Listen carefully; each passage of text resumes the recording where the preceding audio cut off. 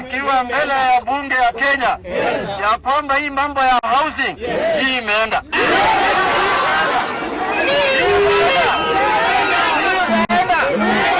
Wangapi wanasema hii imeenda? Jambo la pili ni ya kwamba there is no taxation without representation. Mambo ya watu kuamua mambo ya taxes kwa barabara haitawezekana.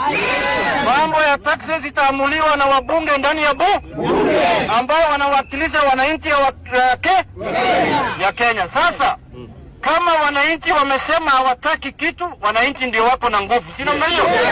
Sovereign power belongs to people. Ya pili, hii finance bill. Mimi nawahakikishia nyinyi ya kwamba tutaweka hiyo finance bill juu ya meza kama mgonjwa na tukate upande na ile upande chafu yote ipelekwe nje kama shakahola. Sina hiyo. Jambo la mwisho. Mimi nataka kusema hivi ya kwamba wale wananchi ya Kenya bado wana discuss mambo ya tumbo yao. Si namna hiyo? Sasa mtu iko na shida na tumbo ataenda kwa nyumba saa ngapi? Unasema hii mtu amekuja kwa hii hapa kwa hii sherehe ambaye hajaamuka kwake, ambaye alilala kwa barabara, ambaye alilala juu ya mabati. Iko hapa. Si kila mtu ametoka kwa nyumba yake.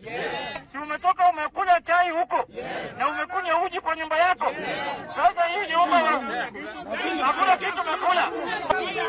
Sasa kama chai ndio hakuna kwa nyumba, serikali walete chai na mkate kwa nyumba.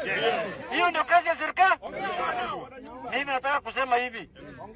Hii pyramid scheme hii ni pyramid scheme ambayo wanataka kusanya pesa ya watu ili haijulikani inatumika kwa njia gani, na mbunge yoyote ambaye atasupport hii bill aende wapi?